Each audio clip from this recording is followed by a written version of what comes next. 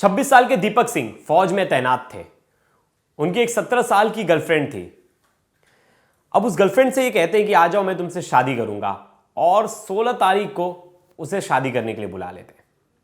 जब वो गर्लफ्रेंड उनके पास पहुंचती है, वो दिन भर घूमते हैं उसके साथ, लेकिन शाम को कुछ ऐसा होता है कि अपनी गर्लफ्रेंड का कत्ल कर कर उसे जिंदा गाड़ देता है। घर वाले गुमशुदगी की रिपोर्ट नहीं खाते, पुलिस जांच करती है, जांच में पता चलता है कि कातिल तो फौजी है। लेकिन इस फौजी ने आखिर 17 साल की इस लड़की का कत्ल क्यों किया? जब ये उससे जीने मरने की कस्में खा रहा था, जब ये कह रहा था कि मैं तुझसे शादी करूंगा, तो ऐसी कौन सी नौबत आ गई जिसके वजह से इसने उसका कत्ल कर दिया? जानेंगे इस वीडियो में, इस मर्डर मिस्ट्री में, कि कैसे फौजी ने इस कत्ल को अंजाम दिया। बिना डरे अपने घर पे ही रहा, क्योंकि इसकी प्लानिंग बहुत अच्छी थी। ये सोच कर बैठा था कि ये पकड़ में नहीं आएगा पुलिस के और बच के आराम से निकल जाएगा, लेकिन पुलिस की इन्वेस्टिगेशन में इसका नाम आया और ये पकड़ा गया। तो जानेंगे पुलिस ने इसे कैसे ढूंढा, कैसे पकड़ा, इस मर्डर मिस्ट्री में। लास्ट तक ये वीडियो जरूर देखिएगा। नमस्कार, मेरा नाम विप्रेश पांडे और आप देख रहे हो क्राइम तक। यूपी का प्रयागराज, और प्रयागराज में एक परिवार है। उस परिवार में 3 मेंबर हैं, मम्मी पापा और उनका बेटा हर्षवर्धन सिंह उर्फ दीपक सिंह, जिसकी उम्र 26 साल है। और कुछ साल पहले, 2 साल पहले उसका सिलेक्शन हुआ फौजी में, और फौजी में नायक के पोस्ट पर वो वहाँ तैनात था। अब ये जिस एरिया में रहता था, थरवई, और इस गांव का नाम था कुसुमगुर गांव। अब इस गांव में ये जहाँ रह रहा था, वहीं एक लड़की भी थी जिसका नाम था साक्षी यादव, जिसकी उम्र 17 साल थी। वैसे ये रहने वाली कहीं और की थी, इसके मम्मी पापा बरेली साइड रहते थे, लेकिन इसके जो मौसा थे वो यहाँ रहते थे। तो पढ़ाई के लिए, प्रिपरेशन करने के लिए, गवर्नमेंट जॉब के लिए ये आई थी प्रयागराज, और यहाँ अपने मौसा के यहाँ रहकर ये अपनी पढ़ाई कर रही थी। मम्मी पापा देहात में थे, तो वहाँ उतनी फैसिलिटीज़ नहीं थी अच्छी एजुकेशन की, तो उसके लिए वो शहर आ गई। अब यहाँ पढ़ाई कर रही थी। अब दोनों का एरिया एक ही था, तो आपस में ये एक दिन टकरा जाते एक दुकान पे। दोनों की दोस्ती होती है किसी बात को लेकर, क्योंकि उसका गूगल पे नहीं चलता है, 15 रुपये का पेमेंट था। तो फौजी साहब ने कहा कि मैं पेमेंट कर देता हूँ। पेमेंट कर दिया, दोनों ने नंबर एक्सचेंज किया, और इसी बहाने दोनों की बातचीत शुरू हो गई। धीरे धीरे ये बातचीत बढ़ती गई, दोनों मिलते गए एक दूसरे से। और वैसे देखा जाए तो लड़की नाबालिग थी जब दोनों की दोस्ती हुई, और जो दीपक है, दीपक सिंह फौजी, वो उस समय 25 साल का था। अब दोनों की दोस्ती बढ़ी। उस टाइम दोनों की दोस्ती इतनी ज़्यादा बढ़ गई कि दोनों रिलेशनशिप में आ गए, और ये रिलेशनशिप में जब आ गए तो उसके बारे में आसपास के लोगों को भी, कुछ लोगों को पता चल गया। जो दीपक थे उनके भी दोस्त को पता था, और साक्षी के भी दोस्तों को पता था इन दोनों के बारे में। साक्षी ने भी सबको बता रखा था कि मेरा बॉयफ्रेंड जो है सेना में, और काफ़ी अच्छी नौकरी है, काफ़ी अच्छा घर बार है, सब कुछ बढ़िया है। इस बीच दीपक जो था वो इसे अंधेरे में रख रहा था। इसने पहले तो इससे वादा कर दिया था कि मैं तुमसे शादी करूंगा, मैं तुमसे बहुत ज़्यादा प्यार करता हूँ, तुम्हारे सिवाय मेरी दुनिया में और कोई नहीं। तमाम तरह के झूठे वादे किए। बाद में उन वादों से मुंह करने लगा। ऐसा क्यों? 19 नवंबर को दीपक की शादी होने वाली है किसी और लड़की के साथ।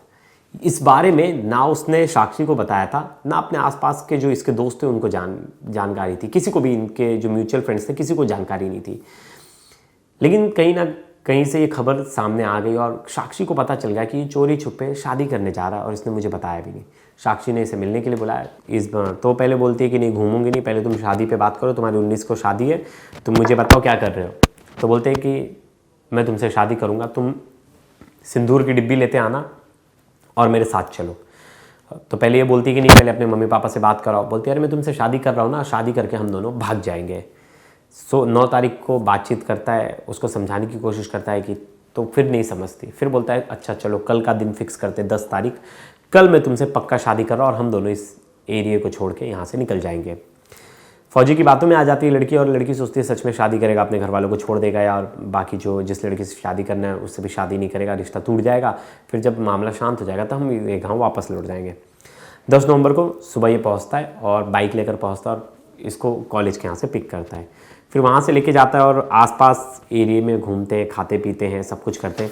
फिर रात का जब समय आता है, तो शाम जब हो जाती है, तो ये वहीं थरवई गांव में एक गांव के पास एक बाग है, उस बाग के पास लेके जाता है। बहुत सारे पेड़ वहाँ लगे थे और बाग था, अच्छा खासा घना इलाका था। और ज़्यादा लोग वहाँ आते जाते नहीं, तो वहाँ लेके जाता है, बोलता है कि हम यहाँ चुपके से शादी करेंगे और फिर हम चलते हैं। वहाँ लेकर जाता है और दुपट्टे से उसका गला घोंट देता है। गला घोंटता है, जब तक वो मर नहीं जाती तब तक वो वहीं रुकता है, और फिर चाकू से गोदता है उसको, कई बार चाकू से वार करता है। और चाकू भी इसने 3 दिन पहले ही खरीदा था। चाकू से गोदता है और इसे मार देता है, जान से मार देता है। उसके बाद इसको ज़मीन में गाड़ देता है, वहीं गड्ढा करता है और फावड़े से, और वहीं से गाड़ देता है और उसके ऊपर से मिट्टी डाल देता है और वहाँ से फ़रार हो जाता है और अपने घर पे चला जाता है। साक्षी का मोबाइल अपने पास ले लेता है और उसमें वो बाकी के जो चैट्स वैट्स है सब डिलीट कर देता है। उसका इंस्टाग्राम से चैट्स डिलीट कर देता है, व्हाट्सएप से चैट डिलीट कर देता है, सब हटा देता है।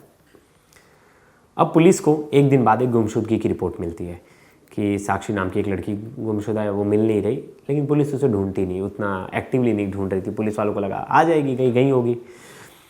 अब इसी बीच उसी गांव के पास 1 दिन बाद कुत्ते जिस जगह पे इसने उस लड़की को गाड़ा था, कुत्ते उस जगह पे वो कर रहे थे, खोद रहे थे पंजों से। अब आसपास के लोगों ने नोटिस किया, देखा इतने सारे कुत्ते भौंक रहे और उसी जगह पे खोद रहे, तो देखा एक हाथ बाहर आया। गांव वाले देख के डर गए, अरे ये क्या है। तुरंत पुलिस को इसके बारे में जानकारी दी गई। पुलिस वहाँ मौका वारदात पर पहुंची। पुलिस ने लड़की की डेड बॉडी निकाला। पुलिस ने आसपास के थानों में जब पता चला कि हाँ, एक गुमशुदगी की रिपोर्ट तो आई है, उसका नाम, उस लड़की का नाम साक्षी यादव है। अब पुलिस के लिए चैलेंज बन गया था कि लड़की को ढूंढना, कि इसका कातिल कौन है और पता लगाना। तो लड़की उसकी कॉल डिटेल्स निकाला। तो लड़की ने जब उसका कॉल डिटेल्स जब निकाला गया तो उसमें पता चला ये फ़ौजी से बात करती थी। फ़ौजी बहुत दिमाग वाला था, तो इसने अपना मोबाइल फ़ोन पहले ही बंद कर दिया था। तो उसका लोकेशन इसने अपना मोबाइल फ़ोन घर पे ही रखा था जब ये हत्या करने के लिए गया था, और एक दूसरा नंबर लेकर आया था।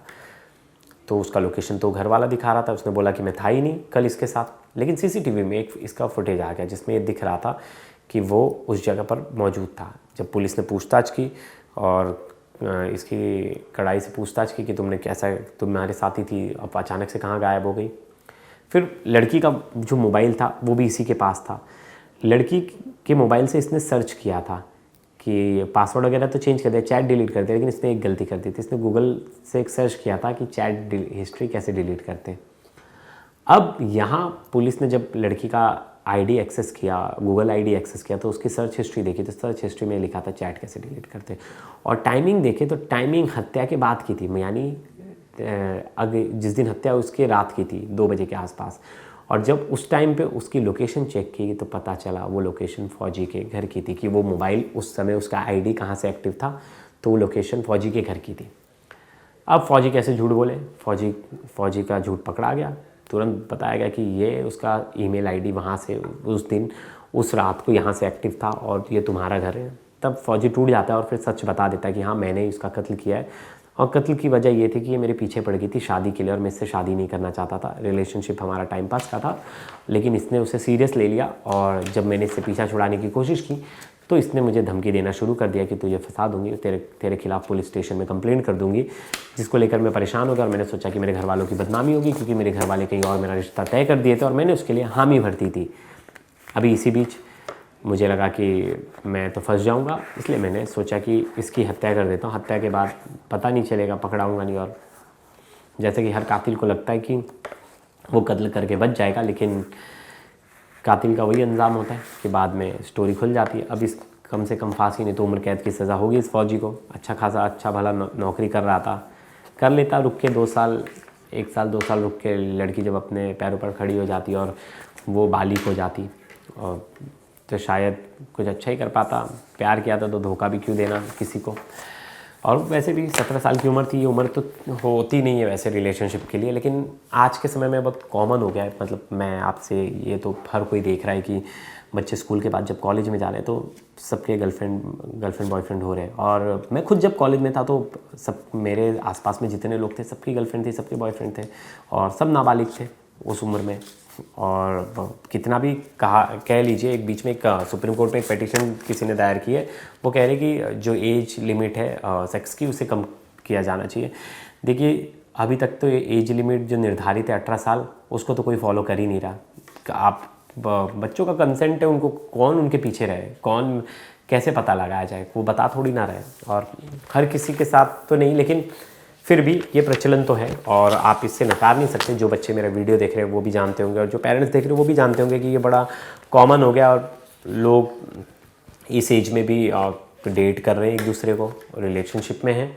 लेकिन भाई ये आप डेट कर रहे हो, जो भी कर रहे हो, आप अपने कंसेंट से कर रहे हो, लेकिन इसका भुगतान तो एक को ही भरना पड़ेगा। कल को अगर लड़का लड़की दोनों अगर लड़की का कंसेंट भी है और उसकी उम्र 17 साल से 18 साल से कम है तो उसे कंसेंट नहीं माना जाएगा।